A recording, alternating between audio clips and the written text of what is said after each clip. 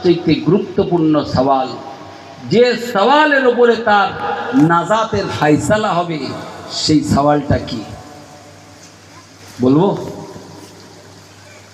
হ্যাঁ না বলেন না ভাইরা আমার। যখনই মুর্দাকে জিজ্ঞেস করা হবে ও মান রব্বুকা, তোমার রবকে, সেখানে মুসলমান, অমুসলমান, গায়ের কম, আহলে কিতাব, যারা ইহুদি, যারা নাসারা, যারা কোনো না কোনো আসমানি কিতাব পেয়েছে, এক কথায় যারা আল্লাহকে মানে, তারা কিন্তু সবাই জবাব দেবে রব্বি আল্লাহ। বোঝা গেছে? বা আহলে কিতাব ইহুদি এবং খ্রিস্টান, যারা মধ্যপ্রাচ্যের আরব দেশের, আরব কান্ট্রির ইহুদি এবং খ্রিস্টান, এরা গড নয়, ডাইরেক্ট এরা আল্লাহকে আল্লাহ বলেই ডাকে। ইহুদিদের নামাজও আছে, ইহুদিরা কিবলাও মানে, ওরা আল্লাহকেও মানে, যদিও আল্লাহর সাথে তারা উজাইর আলাইহিস সালামকে শিরক করে। নাসারারা মা মারিয়াম আর হযরত ঈসাকে শরীক করে, শিরক করে, কিন্তু আল্লাহ আছে, আল্লাহ মালিক, এটা তারাও মানে। মানে না? মানে না। ইহুদিদের নামাজ আছে জানেন? আমাদের নামাজে রুকু আছে, ইহুদিদের নামাজে রুকু নেই। আমরাও রোজা করি, ইহুদিদেরও রোজা আছে। ভাইরা বাপজিরা, মা বোনেরা, এখন কবরে সওয়াল হবে, মান রব্বুকা, আয় বান্দা বলো তোমার রবকে, তোমার প্রতিপালককে, তোমার মালিককে, তোমার স্রষ্টাকে। সেখানে মুসলমান ঈমানওয়ালারা নারী পুরুষ জবাব দেবে রব্বি আল্লাহ। সেই সঙ্গে সঙ্গে আসমানি কিতাব ধারী যারা, আহলে কিতাব যারা, সে ইহুদি হোক আর সে নাসারাই হোক, তারাও বলবে আমাদের রব আল্লাহ। বলবে না? বলবে না? তাহলে এইখানে ফয়সালা হবে না। যদি রব আল্লাহ বললেই নাজাত হয়ে যায়, রব আল্লাহ বললেই নাজাত হয়ে যায়, তো ইহুদি এবং নাসারা তারাও তো নাজাত পেয়ে যাবে।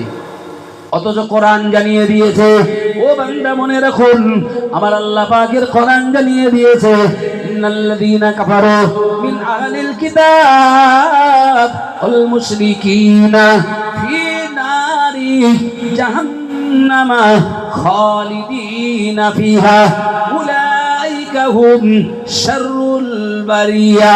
আমার আল্লাহ কোরআন জানিয়ে দিয়েছে, নিশ্চয়ই যারা কাফির আর যারা আহলে কিতাব আর যারা মুশরিক, এরা নিশ্চয়ই মরণের পরে দোজখী হয়ে যাবে, জাহান্নামী হয়ে যাবে। এরা হবে গোটা সৃষ্টির ভিতরে সর্বাপেক্ষা নিকৃষ্ট।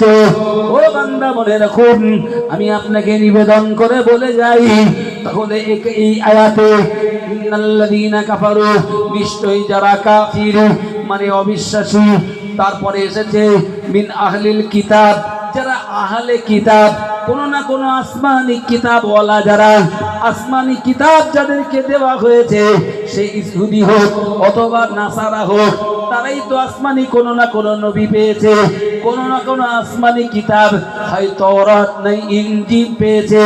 কিন্তু কোরআন জানিয়েছে অল মুশরিকিনা, আর যারা আল্লাহকে বাদ দিয়ে তৈরি করা খোদার পূজা করেছে, না না না, এদেরকে কোরআনের ভাষায় ফি নারি জাহান্নামা খালিদিনা ফিহা, চিরস্থায়ী জাহান্নামী বলা হয়েছে। তাহলে এই জাহান্নামীদের ভিতরে ওই আহলে কিতাব এরাও পড়েছে না পড়েনি? কেন পড়েছে? তার কারণ তারা আল্লাহকে মানবার পরেও, আল্লাহ তো এক, একক, লা শারীক, তার কোনো অংশীদার নেই, কিন্তু তারা আল্লাহর অংশীদার স্থাপন করেছে, আল্লাহকে আল্লাহর সন্তান, আল্লাহর বিবি সাব্যস্ত করেছে, যা আল্লাহ পাকের শানের খেলাফ, মানের খেলাফ, যা আমার আল্লাহ সূরা ইখলাসে বলেছেন, হে নবী আপনি বলুন হুয়াল্লাহু আহাদ, তিনি আল্লাহ এক, একক, লা শারীক, আল্লাহুস সামাদ, আল্লাহ মুকাফিক্কিহীন, লাম ইয়ালিদ ওয়ালাম ইউলাদ, তিনি কাউকে জন্ম দেননি, তাকেও কেউ জন্ম দিইনি। ওয়ালাম ইয়াকুল লাহু কুফুয়ান আহাদ, আর আল্লাহর সমতুল্য সমকক্ষ কেউ নেই। সুবহানাল্লাহ বলেন। এই সূরা ইখলাসের উপরে আমাদের ঈমান আছে, সূরা ইখলাসের উপরে দুনিয়ার মুমিনদের বিশ্বাস আছে, কিন্তু আহলে কিতাব আল্লাহকে মানার পরেও তাদের সূরা ইখলাসের উপরে বিশ্বাস। তাহলে ওই বিশ্বাস না থাকার কারণে তারা নাজাত পাবে না। দ্বিতীয় প্রশ্ন হবে ওমান নবিয়ুকা, এই ওমা দীনুকা, মা দীনুকা, তোমার দিন কি? দিন মানে ধর্ম। যেমন কোরআন বলেছে ইন্নাদ দীনা ইনদাল্লাহিল ইসলাম, আল্লাহর নিকট মনোনীত দিন, মনোনীত জীবন ব্যবস্থা, মনোনীত ধর্ম হলো ইসলাম। ভাই আমরা যারা এখানে আছি বলুন, আমরা সবাই মুসলমান তো? নিঃসন্দেহে মুসলমান। আমরা ইসলামকে ধর্ম বলে জানি। ভাই পৃথিবীতে এই সুন্নি আর যত মুসলমান আছে, সারা পৃথিবীর মুসলমানদের হিসেবে আমি বলছি, অমুসলিমদের কথা নয়। সারা পৃথিবীতে যত মুসলমান, এই মুসলমানদের ভিতরে শিয়া একটি দল আছে না নেই? আছে না নেই? ভাই এই শিয়ারা এরাও কোন ধর্মের মানুষ বলেন? বলেন, মুসলমান তো, ইসলাম তো তাদের ধর্ম। ভাইয়ের আমার, এই আমাদের দেশে আরেকটি সমাজ আছে, আরেকটি সম্প্রদায় আছে, যাদেরকে বলা হয় কাদিয়ানি সম্প্রদায়। কি বলা হয়? কাদিয়ানি। ভাই কাদিয়ানিরাও মুসলমান দাবিদার, ইসলাম তাদের ধর্ম, এটা তারা দাবি করে। করে না? করে না?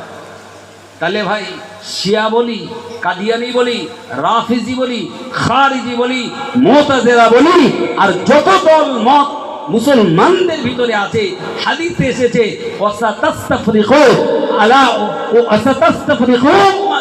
হুজুর বলেছেন আমার উম্মত বিভক্ত হবে আলা সালাসি ওয়া সাবঈনা মিল্লাহ, ৭৩টা দলে।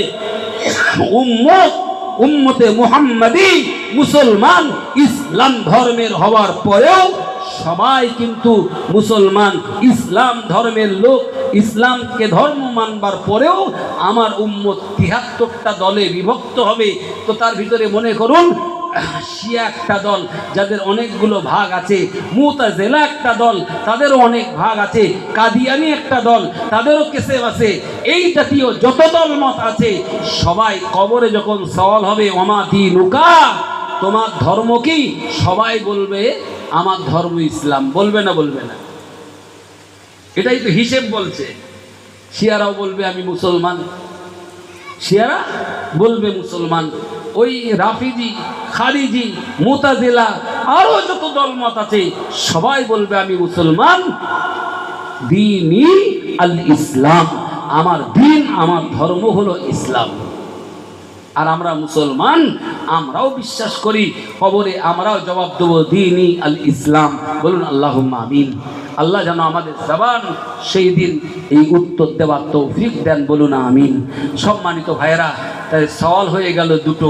নাম্বার 1 যখন প্রশ্ন হবে মান রব্বুকা, সারা জীবন এই শুনেছেন, কিন্তু আজকে একটু ব্রেনটাকে কালচার করুন, একটু ভাবুন, একটু গবেষণা করুন।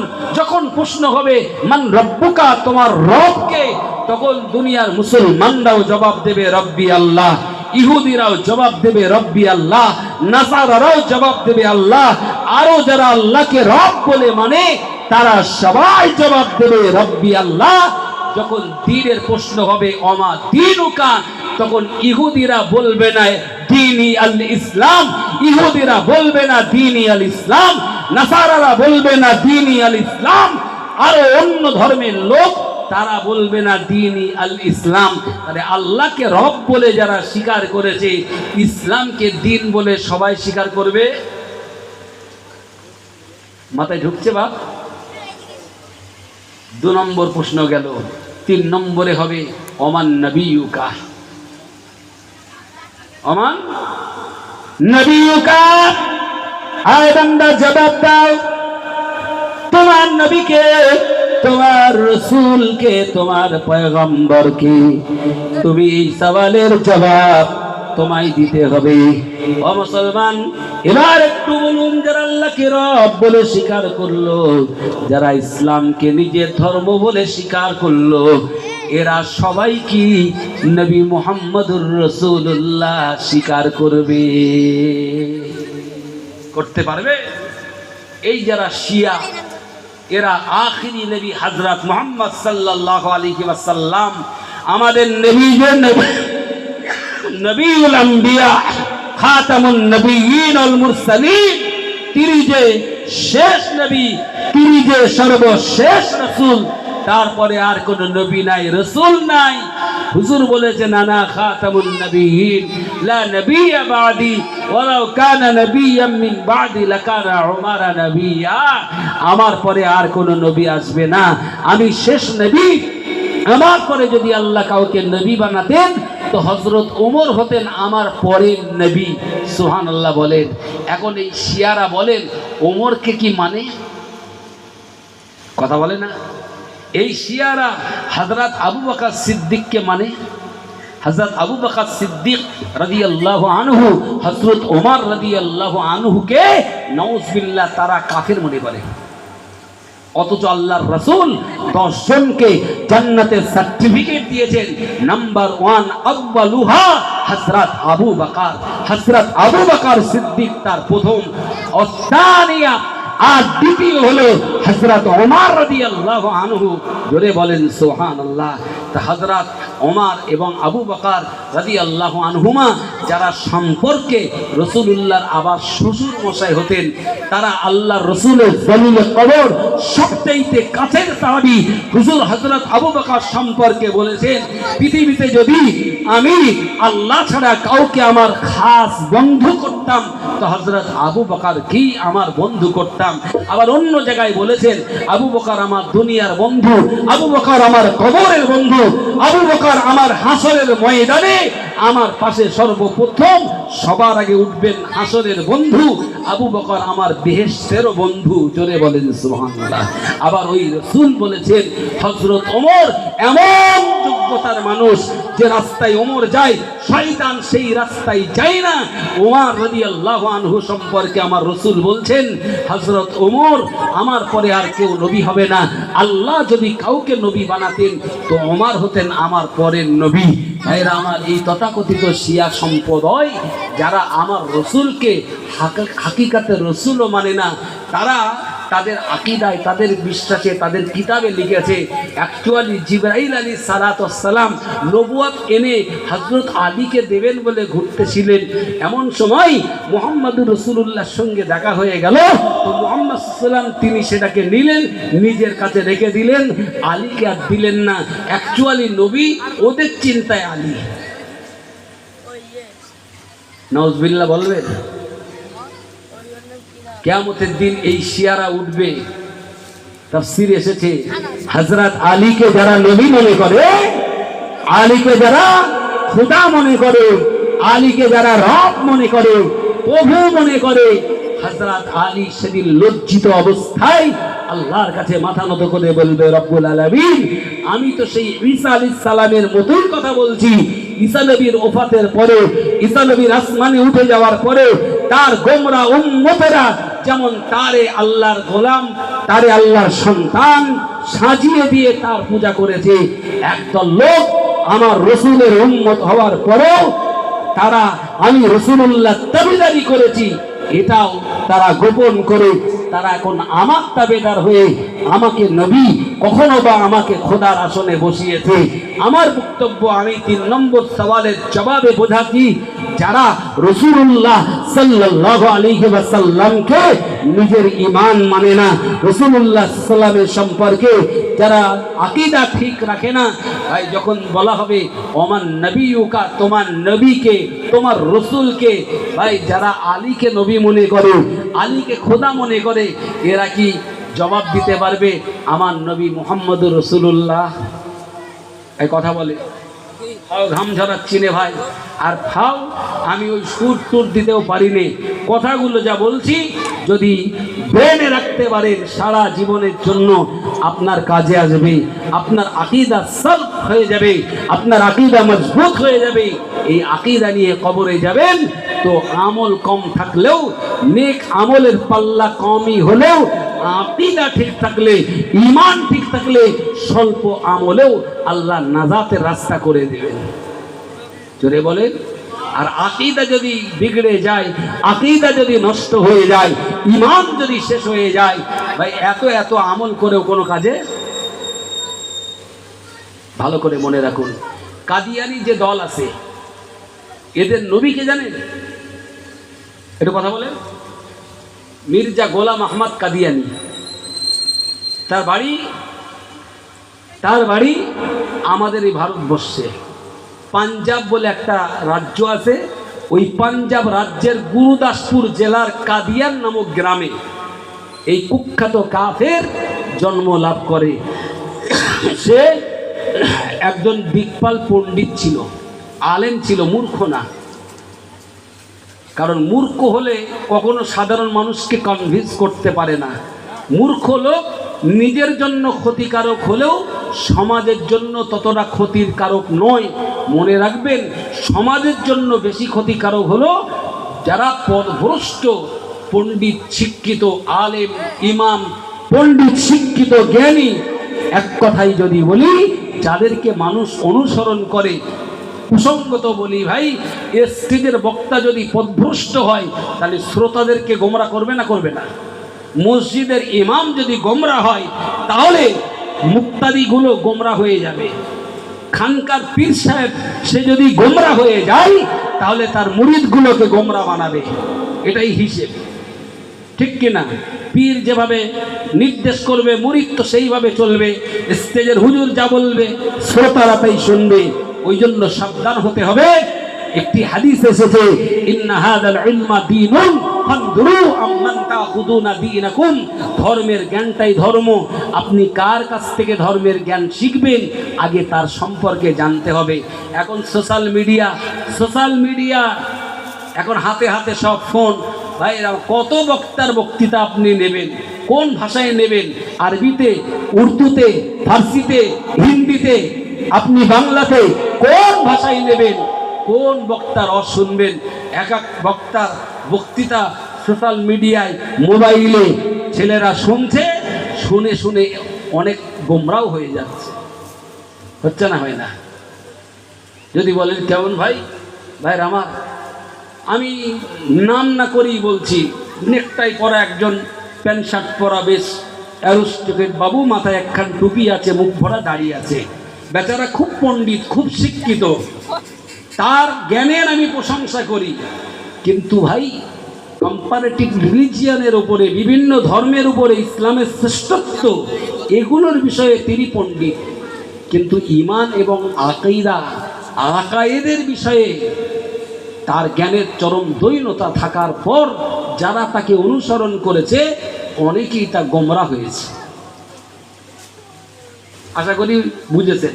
এবার আমি একটু খুলে বলি ভাই, এ জমানায় যে যত বড় ইংরেজি ভাষা, আরবি ভাষা, উর্দু ভাষার, বাংলা ভাষার পণ্ডিত হোক, ইমামে আজম আবু হানিফা রহমাতুল্লাহ আলাইহি হুজুরের চাইতে বড় পণ্ডিত কেউ হতে পারবে? কথা বলেন। তাহলে ইমামে আজম আবু হানিফা রহমাতুল্লাহ আলাইহি, যার সিনার ভিতরে আমার আল্লাহর কোরআনের কমপ্লিট ইলম ছিল, যার সিনার ভিতরে আহকামে শরিয়ার সমস্ত হাদিসের ইলম যার সিনার ভিতরে ছিল, সেই ইমাম আজম আবু হানিফা রহমাতুল্লাহ আলাইহি সহ আরো যত ইমাম ছিলেন, যারা আল্লাহর রাসূলের পরে, সাহাবায়ে কেরামদের পরে সবচেয়ে বড় জ্ঞানী ছিলেন, তারা যতটা জ্ঞান অর্জন করেছেন, যতটা তাহকিক করেছেন, যতটা মাসলা ইস্তেমবাত করেছেন, তারা যে ফতোয়াগুলো দিয়ে গেছেন, মসলাগুলো লিখে গেছেন, এখনকার কোনো শিক্ষিত পণ্ডিত যদি বলে ওগুলো ভুল আর এইগুলো ঠিক, আপনি মানবেন কোনটা? কথা বলে। একটু সহজে বোঝাই ভাই, দাদা হুজুর কেবলাকে মানেন তো নাকি? হ্যাঁ না বলে। মেজলা হুজুর কেবলাকে মানেন না? মানেন না? বসিরাট হুজুরকে মানেন তো? আমি বেয়াদবি ক্ষমা চেয়ে বলছি বোঝাবার জন্য, বসিরহাট হুজুর যেটা লিখেছেন, মেজলা হুজুর কেবলা যেটা লিখেছেন, দাদা হুজুর কেবলা যেটা বলেছেন, এখন আমি মৌলভী সাহেব এই জমানায় এসে যদি বলি ওইগুলো ভুল, আমি যা বলছি ঠিক, আপনারা কোনটা নেবেন? জবানে বলেন না, হুজুর কেবলাদের কথা নেবেন তো, আমার মতো এই টুনকো মৌলবীর কথা নেবেন?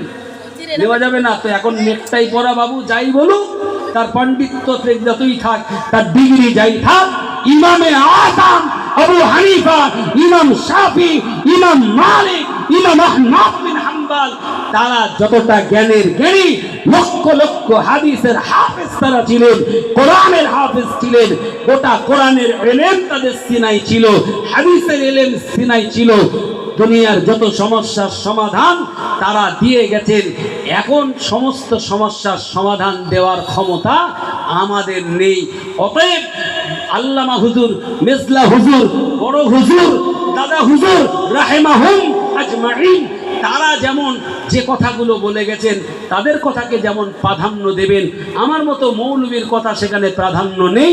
তো নেকটাই পরা বাবু আর যেই হোক, ভাই ইমামে আযম যে ফতোয়া দিয়ে গেছেন, এখনকার কোনো নেকটাই পরা বাবুর ফতোয়া সেখানে গ্রাহ্য না।